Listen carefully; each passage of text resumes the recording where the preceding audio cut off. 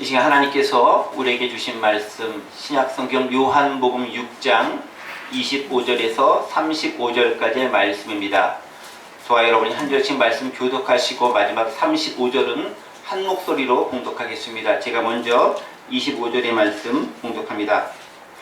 바다 건너편에서 만나 랍비여 언제 여기 오셨나이까 하니 예수께서 대답하여 이르시되 내가 진실로 진실로 너희에게 이르노니 너희가 나를 찾는 것은 표적을 본 까닭이 아니요 떡을 먹고 배부른 까닭이로다.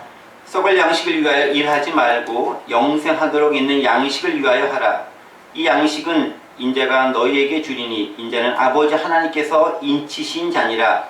그들이 이르되 우리가 어떻게 하여 하나님의 일을 하오리까.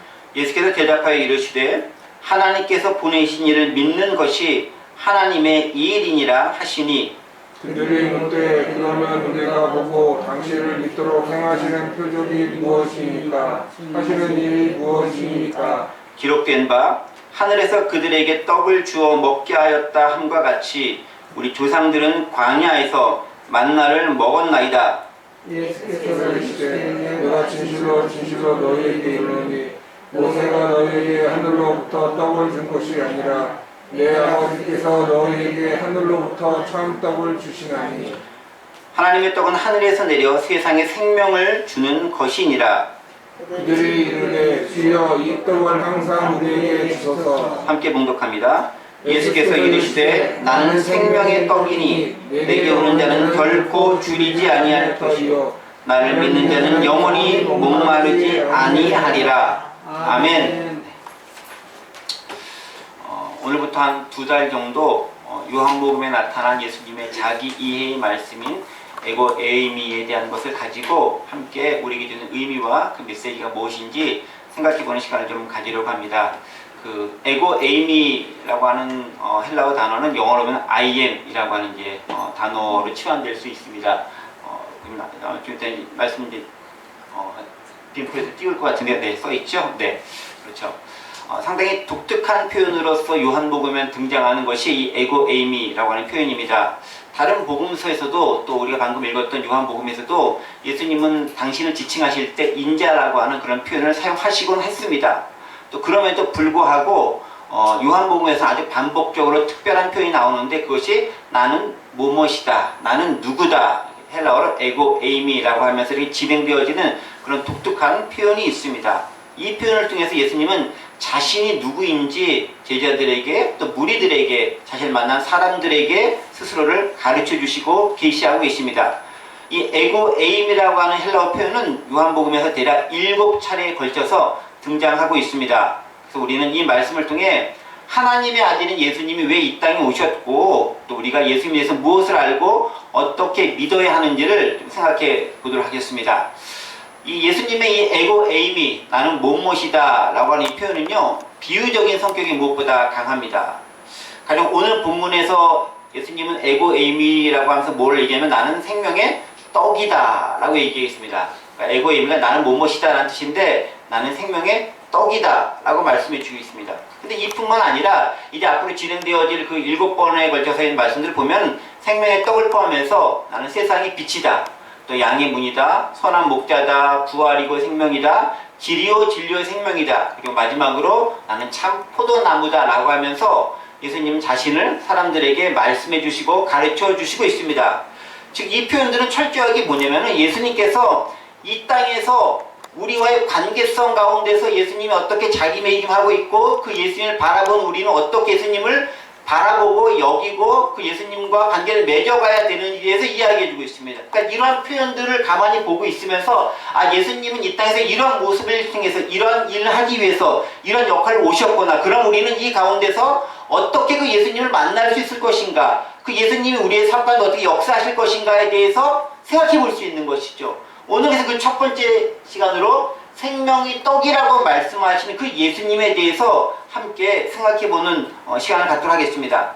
자, 그런데 이런 예수님의 자기 이해적인 표현, 나는 생명의 떡이다, 세상의 빛이다, 뭐 포도나무다, 길이요 진리요 생명이다, 뭐 이런 여러 가지 표현들은 신약 성경에만 나오는 것이 아닙니다. 사실 이 표현은 가장 기본적으로는 모세가 이집트로 파송되어져서 이스라엘 백성들을 구원해내기 직전에 하나님과의 만남을 통해 질문했었던 것에 대한 대답으로 하나님께서 말씀해 주신 것, 즉 출애굽기 3장 14절에서 하나님이 스스로가 말씀해 주신 것에 기초하고 있습니다.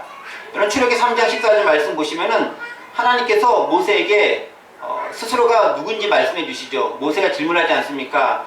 제가 이제 이스라엘 백성들 이끌고 나가기 위해서 바로 앞에 서야 되는데 또 당신의 백성 앞에 서야 되는데 도대체 이걸 보낸 분이 누구냐라고 물었을 때 내가 뭐라고 대답해야 되겠습니까? 라고 하나님께 질문하자 하나님께서 3장 14절에서 이 얘기해 주겠습니다. 뭐라고요?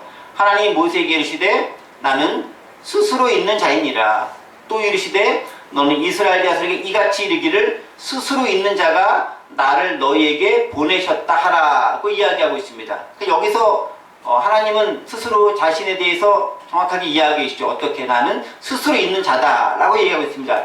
여기서 영어로 보시면 알겠지만 여기서 똑같은 표현이 나와요.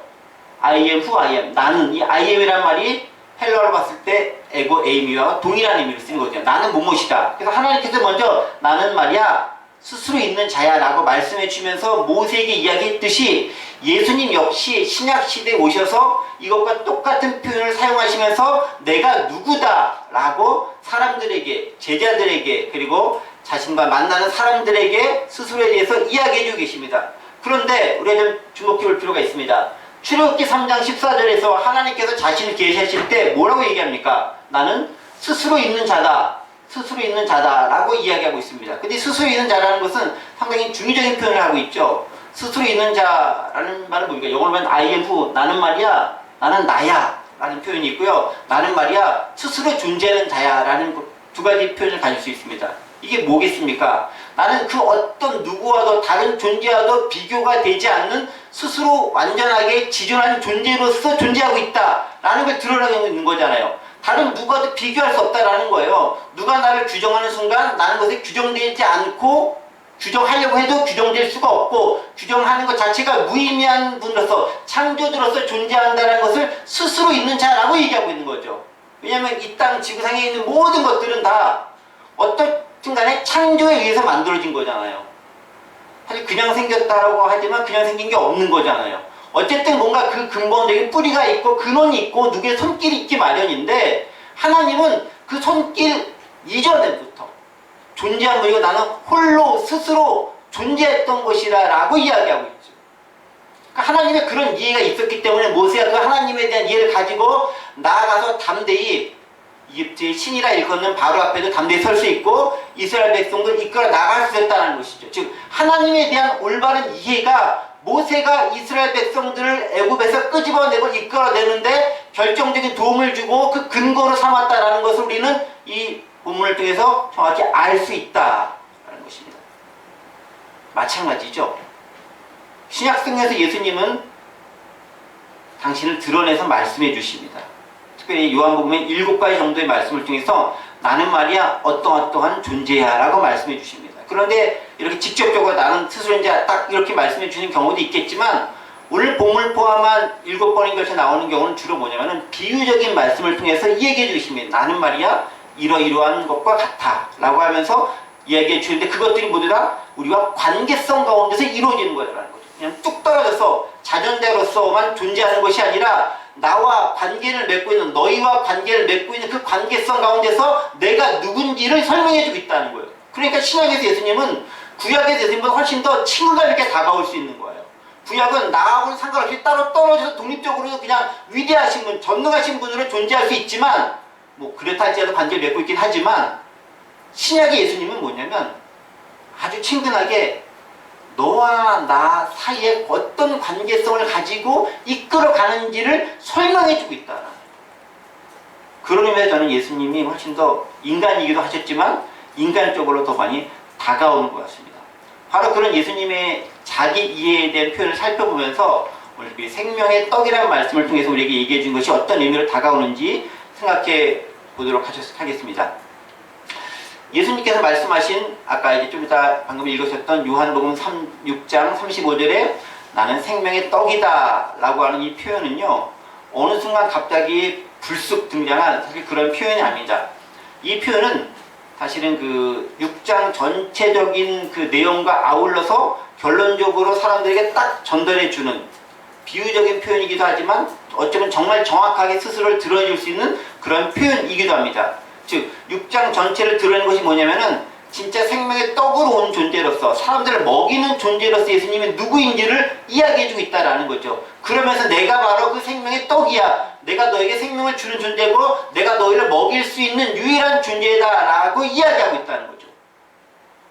자, 6장을 보면 제일 첫 부분에 무슨 얘기가 나오면 우리가 잘 아는 그 기사가 나옵니다. 어떤 기사냐면요. 오병이어 사건이 나와요. 6장 앞부분을 딱 보면 잘 아는 사건이죠. 소위 오병이어라 불리는 5,000명을 먹이신 사건이 6장 앞부분에 기록되어 있습니다. 보리떡 5개, 물고기 2마리로 자신의 말씀을 들으러 온 그러나 배가 고파서 허기에 떨고 있는 그 군중들을 보면서 이 사람들을 다 먹입니다. 그리고도 12바구니가 남을 만큼 놀라운 기적, 이적, 여기로 하면 표적을 행하시게 됩니다. 그리고 그 사건을 보면서 사람들은 예수님이 어떤 분이겠구나라는 것을 생각하게 되고 추론하게 됩니다. 아주 중요한 사건이 되는 것이죠. 이 사건 오병이어를 통해서 예수님을 세상에 오실 그 선지자, 즉 메시아쯤으로 사람들은 이해하기 시작합니다. 요한복음 6장 14, 15절에 있는 말씀, 벌써 떴죠? 제가 읽을게요. 그 사람들이 예수께서 행하신 이 표적을 보고 말하되 이는 참으로 세상에 오실 그 선지자라 하더라. 그러므로 예수께서 그들이 와서 자기를 억지로 붙들어 임금으로 삼으려는 줄 아시고 다시 혼자 산으로 떠나 가시니라 라고 얘기합니다. 그러니까 이게 오병이어 사건을 겪고 경험한 다음에 사람들이 예수를 보고 내린 평가예요. 뭐라고 평가하냐면은 참으로 세상에 오실 그 선지자라 라고 평가하고 예수님을 추종하고 따르기 시작하고 그것에 넘어서 예수님을 자신들의 임금으로 옹립하려는 그런 움직임을 보이고 있습니다. 그렇죠. 아무것도 없는 것처럼 보이는 것 가운데서 어린 소년 하나니 들고 있었던 물고기 2마리와 보리떡 5개를 가지고 수천 명의 사람들이 먹고도 12바구니가 남을 만큼 놀라운 기적과 이적을 행하신 분, 특별히 그들에게서 가장 중요하게 여겨지는 먹는 문제, 생존의 문제를 해결하신 분으로서의 예수님이라는 것은 그 당시 있던 사람들에게는 무척 파격적인 것뿐만이 아니라 정말 희소식, 복음 중에 복음이 따로 없는 거예요. 자신들을 먹이실 분으로 예수님은 인식되고 그 참으로 세상에 오실 그 선지자라는 표현을 통해서 그들은 구약시대부터 예견되었던 메시아가 오시는 것이 맞겠구나라고 그들은 생각하기 시작했을 것입니다. 실제로 유대인들은 이런 먹이시는 것과 관련된 믿음을 예전부터 가지고 있었어요. 유대인들의 구전 율법 모음집인 미드라시라는 것을 보면 메시아가 오실 때에 만나를 주실 것이다 라고 하는 그 믿음을 가지고 있습니다. 근데 그 믿음이 왜 바탕이 되냐면은 우리가 잘 아는 것처럼 모세 시대에 이스라엘 백성들이 광야 생활할 때 하나님께서 모세를 통해 만나 주셨다는 것을 기억하면서 바로 그와 같은 역사가 또 일어나고 우리를 굶주리지 않게 하실 것이다 라고 그들은 믿음을 가지고 있는 거예요. 그래서 요한복음 우리가 읽었던 본문에서도 등장하고 있는 것처럼 실제로 그 사람들은 예를 들면서 모세의 만나 비유를 가지고 예수님에게 또 다른 표적을 보여달라고 요청을 하고 있어요. 우리가 가지고 있는 율법 경전에 우리의 전통에 이렇게 하리라 기록되어 있는데 그가 당신이 맞습니까? 진짜 확인시켜 주옵소서, 만나를 보여주옵소서 라고 기대하면서 예수님에게 요구하고 있다라는 거죠. 그들의 그런 기대와 바람에 따라서 예수님이 오신 것이고 그런 예수님으로 그들은 지금 인식하고 있다라는 거예요. 특별히 보세요. 요한복음 6장 초반에 기적적으로 얼마나 많은 사람들이 먹임을 당했다라는 표현이보다는 웬만한 많은 사람을 먹이셨고 그들이 배부름을 경험했고 또 남았겠죠. 풍족했다라는 거잖아요. 풍요로운 것이다라는 거잖아요. 12바구니 남았다는 건 풍요함을 상징하는 거잖아요. 그전에는 굶어 죽고 먹을 것이 없고 하루 벌어 하루 살았는데 오늘 일자를 얻지 못하면 하루 종일 굶어야 되는 것이 그들의 일상인데 풍족하게 먹고도 남았다는 것이 그만큼 놀라운 분이다라는 것, 그리고 그 예수님이 바로 메시아와 연결될 수 있다는 개념을 갖는 것은 너무나 당연했다는 것입니다. 그런데 아시겠죠? 문제는 유대인들의 메시아에 대한 이해는 딱 거기까지였다라는 거예요. 우리를 먹여주실 수 있는 분, 육신의 배고픔을 해결해 주실 수 있는 분. 조금 더 확대되면 정치적으로 우리가 지금 로마의 압제에 있는데 로마의 압제에서 우리를 구원해서 해방시켜 주실 분 정도. 그래서 우리가 다시 한번 다윗의 영화와 같은 놀라운 왕권을 가지고 전 세계를 지배할 수 있는 분으로서의 메시아에 대한 이해를 그들은 가지고 있었고 그 개념을 가지고 지금 예수님을 딱 쳐다보고 있다는 거죠. 그건 예수님께서 그런 거 아시잖아요. 어떤 거. 아, 얘네가 지금 무슨 생각을 가지고 있다. 얘네가 지금 무슨 문제가 있다. 왜 나를 그렇게 붙잡아서 임금으로 옹립하려고 하는지를 예수님이 정확하게 아시지 않습니까? 때문에 그런 의도를 알고 있었던 예수님은 그들을 피하고 계십니다. 그래서 아까 읽었던 본문 15절에 기록되어 있잖아요. 요한복음 6장 15절 보면 그러므로 예수께서 그들이 와서 자기를 억지로 붙들어 임금으로 삼으려는 줄 아시고 다시 혼자 산으로 떠나가시니라. 그들의 호유에 응답해서 그래 내가 왕이 될게 라고 딱 왕이 되는 그 길을 택하지 않고 오히려 그들 피해서 다른 곳으로 산으로 피해 떠나가시는 것을 발견할 수 있다는 거죠. 하지만 소문은 빠르게 그 주변 사람들에게 퍼져나가지 않겠습니까? 예수님의 인기도 얼마나 높아졌겠습니까? 기적을 행해서 굶어 죽을 것 같은 우리들을 먹이셨대. 엄청난 기적을 이루셨대. 어떻게든지 모르겠지만 21세 먹고도 12바구니가 남았대라는 소문들은 금방 퍼져나갔을 거예요. 뭐 몇 명이 경험한 게 아니라 수천 명이 경험한 거잖아요. 특별히 당시대 서민들과 소장민들이었던 그들에게 가장 큰 문제는 먹는 문제였고 지금도 우리들에게서 가장 큰 문제는 여러분들이 경제와 그 투표할 때 가장 크게 관심을 있는 것은 얼마나 저 대통령이 나를 먹여 살릴 수 있을 것인가에 대한 관심을 가지고 주로 투표하잖아요. 그 문제가 여전히 오늘 이 시대에도 중요한 문제로 되더라라는 거예요. 식량의 문제는 먹고 사는 문제고 이는 생존과 직결된 문제라는 거죠. 코로나로 고생하고 있지만 코로나 고생하고 있는 가장 큰 문제 이면에는 역시 먹고 사는 문제 달린 거 아니에요. 자영업자들 지금 다 일자리 잃고 매출 감소하고 힘듭니다. 먹고 살아야 됩니다. 어떻게 좀 국가적으로 해결해 주십시오. 라는 게 요구사항인 거잖아요. 그게 이 땅을 밟고 살아가고 있는 우리들 인간들이 마땅히 할 수밖에 없는 일이고 그건 너무 당연한 일이다라는 거예요. 근데 그 당시 한 2000년쯤 전쯤에 뭐 지금처럼 이렇게 뭐 농작 기술이 발전한 것도 아니고 이렇게 뭐 여러 가지 뭐 과학적인 것이 있었던 것도 아니고 그저 흉년이 들면 망하고 풍년이 들면 그나마 자신들의 역할을 감당할 수밖에 없었던 소장민들 얼마나 지주가 많았겠습니까? 별로 없잖아요. 그 주로 다 남의 땅 빌려가지고 이렇게 감당해야 되는 사람들이 그들의 몫인데 풍년이라도 들면 그나마 이렇게 그들에게 바칠 거 바치고 내가 먹을 거 풍성해지는 것이지만 흉년이 들거나 어려워지면은 다 죽고 나면 없어지고 줄 것도 없으면 그나마 내가 그들의 다시 노예가 돼야 될 그 상황 가운데 처하는 게 그들의 운명인 거잖아요. 그러니까 그들에게 먹는 문제는 무엇보다 심각한 문제다라는 거예요. 뭐 그 당시면 심각합니까? 지금 우리도 심각하잖아요. 돈이 안 벌리면 살아갈 수 없는 게 저희들의 모습이잖아요. 뭐 저희 북악하는 이 공동체도 자꾸 자그마한 공동체지만 사실 좀 어렵게 운영되고 있는 거잖아요. 그래도 또 감사한 가운데 운영되고 있는 것이고 그게 은혜다라고 생각하고 있지만 무척 중요한 실제적인 아주 실천적인 문제나 현실적인 문제다라는 거예요. 그런데 예수님이 기적적으로 먹는 문제 해결하신 거잖아요. 오병이어 사건을 통해서. 그들이 환호하는 거 너무 당연한 거 아니겠습니까? 그러던 그들이 예수님을 찾고 만나게 됩니다. 그리고 예수님이 바로 그들에게 말씀해 주십니다. 벼락 같은 얘기를 하는 거죠. 26절 보세요. 오늘 읽었던 본문입니다. 예수님께서 그렇게 자신들을 찾은 사람을 만난 다음에 이야기합니다. 26절. 예수께서 대답하여 이르시되 내가 진실로 진실로 너에게 이르노니 너희가 나를 찾는 것은 표적을 본 까닭이 아니요 떡을 먹고 배부른 까닭이로다 라고 얘기합니다. 무슨 얘기예요? 사람들이 예수님을 찾긴 찾았는데 왜 찾았다는 거예요? 아, 이분이 나의 먹여 살릴 수 있는 분이다 라는 걸 알고 찾았다라는 거예요. 근데 그게 제가 보기에 썩 나쁜 것만은 아니에요. 아니 인간으로 살면서 굶어 죽을 수 없잖아요. 밥 먹고 살아야 되잖아요. 저도 뭐 손가락만 빨고 살 수 없는 거잖아요. 먹어야 사는 거잖아요. 그러니까 그런 걸 찾을 수 있다라는 거예요. 근데 문제는 그것만이 그들의 이유였다라는 거예요.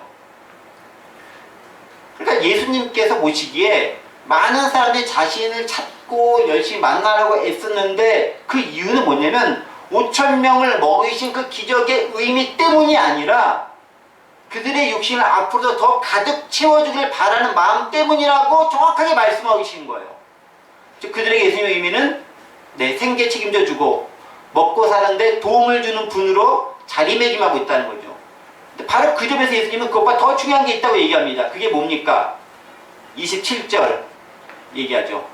썩을 양식을 위하여 일하지 말고 영생하도록 있는 양식을 위하여 하라. 이 양식은 인자가 너에게 주리니 인자는 하나님 아버지 하나님께서 인치신 잔이라 라고 얘기하면서 당장의 배를 위한 양식이 아니라 영생을 위한 양식이 훨씬 더 중요한 문제다 라고 하면서 너희는 지금 나를 너희 당장의 배고픔 때문에 찾고 있지만 그것도 내가 외면하지 않겠지만 그것만이 전부가 아니라 그것 이상의 것을 갈구하고 갈망하라 라고 얘기하고 있습니다. 그런데 우리가 더 중요하게 볼 것은 뭐냐면은 예수님께서 이렇게 말씀하셨지만 그들에게 굶기시면서 얘기하지 않으셨다라는 거예요. 배고픈 자에게 먼저 밥을 주면서 그 다음에 복음도 주신다라는 거예요.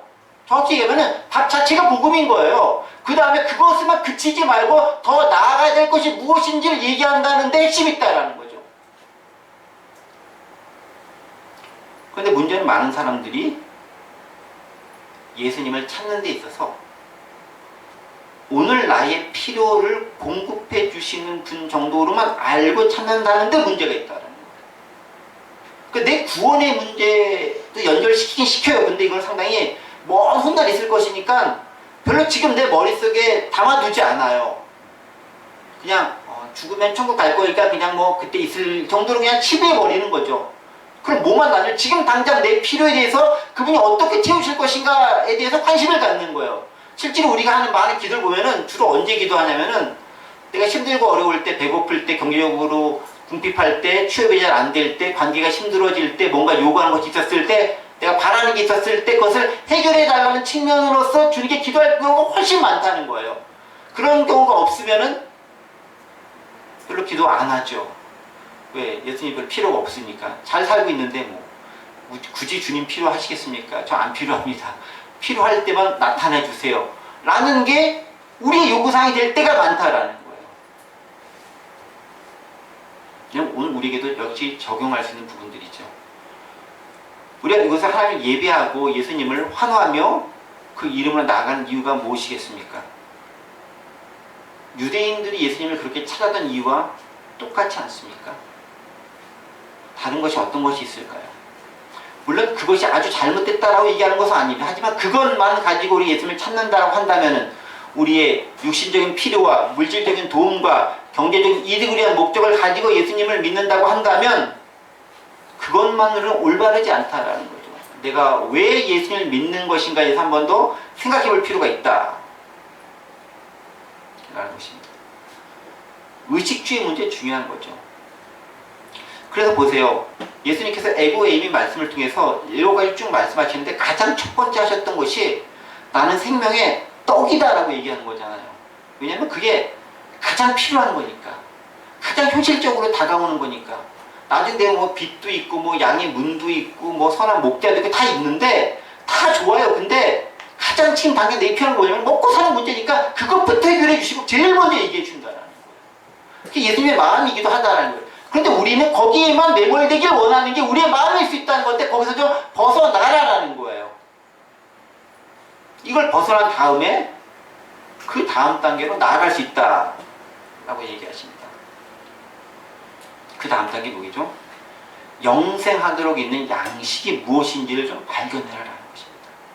너 육신의 문제 해결했으니까 거기서만 그치지 말고 그 육신을 넘어선 영혼의 문제, 영생의 문제도 좀 관심을 가져봐라 라고 얘기하고 있습니다. 자, 이렇게 예수께서 이제 관심을 육신의 문제에서 좀 영혼의 문제 하나씩 좀 업그레이드 시켰어요. 자, 그러니까 그 말귀를 또 잘 못 알아듣는 예수님과 만나는 많은 유대인들이 또 질문을 합니다. 아, 영적인 뭔가를 원하시는 건가 보구나. 그러면 그 영적인 문제가 뭡니까? 라고 질문합니다. 그게 28절이에요. 28절 보세요. 그들이 묻되 우리가 어떻게 하여야 하나님의 일을 하오리까? 영적인 일이 뭡니까? 저 그거 좀 하고 싶습니다. 우리 말씀했으니까 그 차원으로 저희도 넘어갈게요. 라고 얘기하면 물론 여기 오해하면서 넘어가고 있죠. 예수님께서 대답하시죠. 29절에 하나님께서 보내신 일을 믿는 것이 하나님의 일이니라 하시니라고 대답합니다. 자, 우리는 이제 이 지금 헷갈릴 수 있어요. 좋습니다. 우리 육신의 문제 육체의 문제, 신장 문제, 배고픈 문제 좀 해결됐습니다. 그럼 이제 영적인 문제 넘어가고 싶어요. 그럼 내가 주님 영적인 일을 좀 하겠습니다. 라고 하면서 주님께 이제 얘기하면, 그러면은 주님 도대체 뭡니까? 저 그거 좀 하고 싶어요. 알려주세요. 라고 하면서 이야기합니다. 여러분, 근데 여기 잘 보세요. 28절에 있는 말씀을 보시면은 우리가 어떻게 해야 하나님의 일을 하오리까? 하나님의 영적인 일이 뭡니까? 라고 질문합니다. 근데 여기는 영어 성경을 보면 재밌는 표현이 있어요. 여기 보세요. What must we do to do the works God requires? 라고 해서 여기 복수형을 사용하고 있습니다. 하나님이 요구하시는 그 일들이 도대체 뭡니까? 그 일들을 우리가 좀 행하겠습니다. 라고 생각하고 얘기하고 있어요. 그러니까 이 유대인들 관심이 뭐냐면 하나님의 여러 가지 영적인 여러 가지 일들이 있는데 그 일들을 내가 좀 감당하겠습니다. 라고 하면서 일들에 대한 관심을 가지고 있는 거예요. 하나님은, 예수님은 철저하게 뭐에 대한 관심이냐면은 관계성 가운데 지금 얘기하고 있는 거예요. 나는, 좀 이따 얘기해, 나는 너에게 생명의 떡으로서 먹을 걸 주는 사람이야. 그 관계성 가운데 얘기하고 있는데 영적인 것부터 아주 관계성을 참 이해하면 좋은데 유대인들은 철저히 어떻게 얘기하냐면은 그럼 어떻게 그 일들을 해서 내가 행할 수 있겠습니까? 라고 얘기하는 거예요. 근데 예수님 대답은 뭔지 아십니까? 29절 보세요. 그래, 니네 많은 일들 통해서 뭐 하려고 하지? 난 딱 한 가지만 얘기해 줄게. 하나는 돼. 라고 얘기합니다. 이거 보세요. 하나님, 예수께서 제발 이러시되 하나님께서 보내신 일을 믿는 것이 하나님의 일이니라 라고 하십니다. 라고 합니다. 영어로 보세요. The work of God is this 라고 하면서 주님을 믿는 거라고 합니다. 근데 여기 보면은 단수를 쓰고 있죠. 하나님의 그 일 딱 하나만 얘기하고 있는 거예요. 그러니까 우리는 뭔가 많은 영적인 일을 통해서 하나님을 기쁘게 하고 영적인 걸 행하고 하고 이렇게 하는데 일에 관심을 갖고 주님 어느 일을 해야 제가 좀 이렇게 도움이 되고 영생도 얻고 천국의 기쁨도 맛보고 살 수 있겠고 주님께 인정을 받겠습니까? 라고 얘기하지만 주님은 딱 한 가지 얘기하는 거예요. 많은 일들 다 쓸데없어. 딱 한 가지만 잘하면 돼. 그게 뭡니까?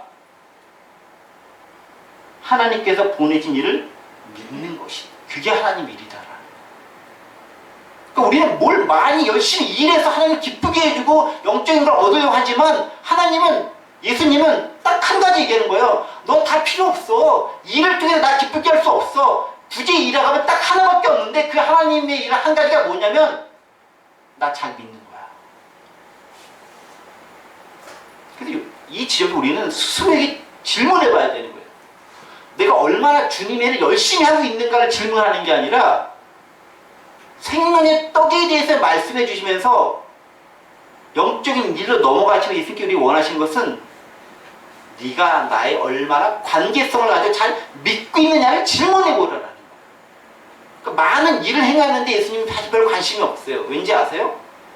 하나님 한번 하려고 하면 그냥 다 되는 거예요. 일이라는 거는. 근데 관계성은 상호성이고 인격적인 게 요구되는 거잖아요. 그 일을 하나님께서 전지전능하신 분께서 그냥 돼 하면 되는 거예요. 딱 막말로 천지를 창조하신 그분께서 뭘 못하시겠어요? 그냥 다 되는 거예요. 하나님은 많은 성과를 내기 원하는 게 아니라 딱 한 가지를 원해요. 그게 뭐냐? 하나님과의 온전한 관계성을 갖기 원하는데 그것이 여기서는 믿는 거다라고 표현하고 있다는 거예요. 관계는 믿음의 문제입니다. 잘 믿는 것은 하나님과 제대로 관계를 가지고 있다라는 거예요. 자, 이쯤 되면 이제 좀 알아들어야 되잖아요, 유대인들이. 근데 유대인들이 또 금방 알아들으면 유대인들이 아니잖아요. 여전히 이제 딴소리 하는 게 그분들의 특징인 거잖아요. 그러니까 이제 뭘 얘기해요? 알겠습니다, 알겠습니다. 저 그렇게 믿으라고 했으면 잘 믿겠는데, 그러면 그 믿을 수 있는 표적을 좀 보여주세요. 뭘 보고 믿으라는 거예요? 라고 얘기합니다. 왜 이 얘기를 하겠습니까? 여러분 30절 말씀 보세요. 그들이 묻되, 좋습니다. 믿겠습니다. 그럼 우리가 보고 당신을 믿도록 행하신 표적이 뭡니까? 하신 일이 무엇입니까? 기록된 바 하늘에서 그들에게 떡을 주어 먹게 하였다는 것 같이 우리 조상들은 광야에서 만나를 먹었나이다 라고 얘기합니다. 무슨 얘기입니까? 표적을 좀 보여주세요 라고 하면서 그 표적이 예를 든 게 뭐냐면은 만나 내려주셨던 그것과 같은 표적을 주면서 이런 것 좀 보여달라는 거예요. 사실 그거 이미 보여주셨잖아요. 언제? 오병의 사건 중에 이미 보여줬는데 또 보여달라는 거예요. 또 보여달라는 거예요. 여러분 무슨 얘기인지 아십니까? 관계성 가운데 집중을 기울이지 않고 일 가운데 집중을 기울이면은 더 병이 걸리는 거예요. 또 보여주고 또 보여주고 또 보여달라고 계속 요청하게 되는 거예요. 그러면서 뭘 얘기합니까? 우리 조상들은 모세 시대에 만나를 먹었어요. 만나를 당신이 주시면 저희가 믿겠습니다라고 이야기해 주겠다라는 거예요. 근데 보세요. 여기서도 하나님과 예수님과 유대인들이 보는 방식이 달라요. 어떻게 다르냐 보세요. 30절 보세요. 그들이 묻되 그럼 우리가 보고 당신을 믿도록 행하신 표적이 무엇입니까? 라고 얘기해요. 표적이 뭡니까? 라고 얘기하는데 그 앞에 우리가 간과하는 게 뭐냐면은 우리가 보고 믿도록이에요. 자, 유대인들의 관점이 뭐냐면은 봐야 믿는 거예요. 표적을 왜 요구하냐면은 그걸 보고서 판단해서 믿겠다라는 거예요. 보고서 믿겠다라는 거예요. 근데 예수님께서 말씀하신 건 뭐냐면은 니네가 아무리 많이 본다고 해서 믿어지는 게 아니야. 무슨 얘기입니까? 보고 믿는 게 아니라 믿으면 볼 수 있다라는 거예요. 예수님의 방식은 다른 거죠. 믿으면 볼 수 있다라는 거예요. 여러분, 보고 믿는다는 것은 일중심적인 거예요. 사태가 진행되는 걸 보고 나서 내가 판단하겠다라는 거예요. 근데 믿고 본다는 것은 관계 중심인 거예요. 나와 그 사람의 관계를 내가 신뢰하기 때문에 일이 그렇게 될 것을 내가 확신하고 나가겠습니다라는 거예요. 그러니까 믿음은 뭐냐면은 관계 중심적인 게 당연히 믿음일 수밖에 없는 거예요. 여기서 똑같이 얘기하는 거예요. 유대인들은 보여주세요. 그럼 내가 믿을게. 당신 뭔가 좀 해주세요. 그걸 보다 판단할게요. 라고 얘기하지만 예수님은 뭐냐면은 믿으면 볼 수 있다라는 거예요. 예수님뿐만 아니죠. 사실 구약시대, 신약시대 계속 나온 것이 믿음을 통한 것을 계속 이야기하고 있는 거잖아요. 실제로도 마찬가지예요. 구약이나 신약이나 표적을 통해서 믿음을 가질 수 있다라고 우리는 생각하기 쉽고 기적을 많이 보고 뭔가 경험을 많이 하면 간증이 많을 거라 생각하지만 그게 우리 믿음을 격상시켜주는데 그렇게 큰 역할을 하지 못하는 것이 사실이다라는 거예요. 어떻게 알 수 있습니까? 민수기 14장 22절 23절 구약의 말씀만 보시겠습니다. 여기 보세요. 네. 민수기 14장 23절 보면요. 모세가 이스라엘 백성들이 하는 말씀이 나와요. 내 영광과 애국과 광야에 행한 내 기적을 보고도 이같이 10번이나 나를 시험하고 내 몫을 청정하지 아니한 사람들은 내가 그들의 조상들의 맹세한 땅을 결코 보지 못할 것이요 또 나를 멸시한 사람은 한 사람도 없어 보지 못하리라고 하나님께서 모세를 통해 이야기하고 있는 거예요. 뭘 얘기하는 거예요? 내가 수없이 많은 이적을 보여줬는데도 불구하고 얘네는 또 나를 시험하고 있더라라는 거예요. 가장 대표적인 게 그거 아니에요. 홍해 바로 건너온 큰 이적 경험한 다음에도 모세 잠깐 안 보이니까 또 막 해서 우상 숭배하면서 이집트에 있었던 그 황금 금송아지 만들고 막 절하면서 우리를 구원했어. 이걸 하고 있는 거잖아요. 그러니까 기적을 봤다고 믿음이 생기는 게 아니다라는 거예요. 요한복음에서 예수님도 똑같이 말씀하십니다. 요한복음 12장 37절 보면은 이런 표현이 있죠. 아, 여기 있군요, 벌써. 네. 이렇게 많은 표적을 그들 앞에서 행하였으나 그들은 그를 믿지 아니하였다. 그래서 여러분, 표적은 도움을 줄지는 모르겠지만 믿음을 만들어주지 않아요. 그래서 믿음은 정확히 얘기하면 은혜로 있는 거예요. 솔직히 얘기해서. 더 정확히 하나님께서 믿게 해주셔야 사실 믿어질 수 있는 거예요. 믿음은 또 은혜인 거예요. 그래서 구원하는 믿음도 있지만 믿어지게 하는 믿음도 있고 그것이 은혜로 작용된다는 거죠. 그래서 우리는요 일 중심적으로 뭘 하려고 하면은 결국 믿음에 대한 것은 난파하고 넘어지고 실족할 수밖에 없어요. 그 신앙은 계속 철저하게 관계성 가지고 나가는 거예요. 내가 지금 보지 못했지만 말씀을 통해 성경을 통해 얘기한 것을 신뢰하고 나갔을 때 이루어진 것을 볼 수 있게 되더라. 그게 사실 우리에게 있어서 놀라운 일들을 행하게 하는 놀라운 역사가 되는 거다라는 것입니다.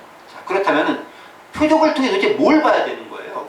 아까 표적을 좀 보여주십시오 라고 열심히 뭐 30절에서 이야기하고 있잖아요. 표적을 통해서 도대체 뭘 봐야 됩니까? 우리는 표적을 통해서 그 표적으로 나타난 결과를 봐야 되는 게 아니라 그 표적의 의미가 무엇인지를 볼 수 있어야 된다.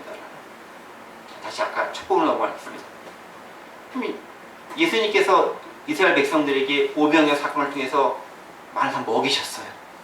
사람들의 관심은 뭐냐면은 예수라는 사람이 와서 수많은 사람들을 먹였구나.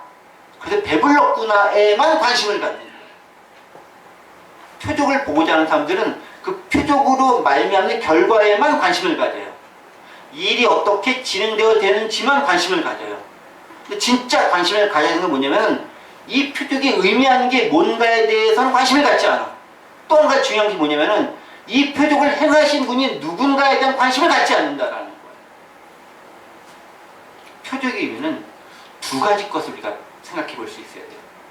첫 번째 것은 뭐냐면은 누가 그 표적을 행했느냐. 두 번째, 그 표적이 무엇을 의미하는 건가를 생각할 수 있어야 됩니다. 그런데 보세요. 이스라엘 백성들은 모세 시대에 표적을 행했을 때 누가 표적을 행했다고 생각합니까? 하나님이 표적을 행했다고 생각하는 것 같습니까? 그렇지 않아요. 그렇지 않아요. 그는 어떻게 생각하고 있습니까? 모세 시대에 모세가 뭔가 놀라운 일을 행했다라고 그들은 생각하고 여기고 있다라는 거예요. 아까 봤었던 말씀 여러분 기억하고 있죠? 30절 말씀 30절. 그들이 묻되 그러면 보고 당신이 하는 표적이 무엇이니까 하신 일이 무엇이니까 기록된 바 하늘에서 그들에게 떡을 줘 먹게 했던 것 같이 우리 조상들은 광야에서 만나를 먹었나이다 라고 얘기하고 하니까 31절 32절에서 쭉 나오는 얘기들이 무슨 얘기입니까? 31절 보세요. 네, 32절 넘어가세요.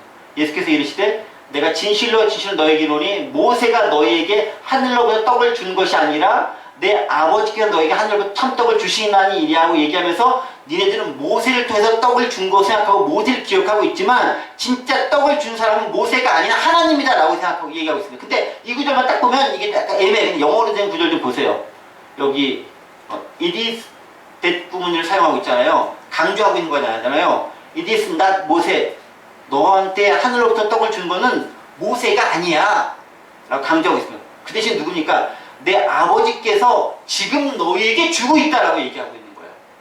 그러니까 과거에 너희에게 떡을 준 것도 모세가 아닐 뿐더러 지금 주고 있는 분, 여기 현재형이잖아요. 기브스가. 지금 너희에게 주고 있는 사람이 누구냐면 그게 바로 내 하나님 아버지께서 주고 있다라는 거예요. 그러니까 우리 철저하게 일과 관련된 거니까 내게 그럴 때 인간의 누굴 찾으려고 하는데 예수님은 관계를 하나님과 자신과 연결시키면서 하나님이 떡을 주신 그 주체고 장본인이다 라고 이야기하고 있다라는 거예요. 그러니까 표적을 봤을 때 그걸 봐야 되는 거예요. 그 표적에 진짜로 주신 분이 누구시고 그 의미가 뭔가를, 그 주신 분은 하나님인 걸 발견하라라는 거고 그 분이 지금도 하나님께 지금도 떡을 주고 계신데 그 떡이 뭐냐? 떡으로는 내가 바로 그 떡이다 라고 이야기하고 있는 거예요.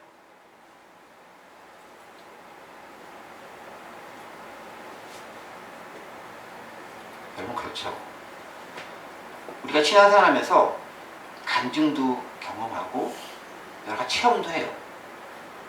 근데 그 간증과 체험에 대한 것을 이야기에만 빠져있다면은 그것을 왜 하셨는지, 그래서 이루신 분이 누구인지에 대한 걸 잊어먹을 수가 있어요. 그래서 간증하는 사람이 멋있어지는 거고 간증의 결과만 기억하게 될 수가 있다는 거죠. 근데 주님께서는 이렇게 얘기하는 거죠.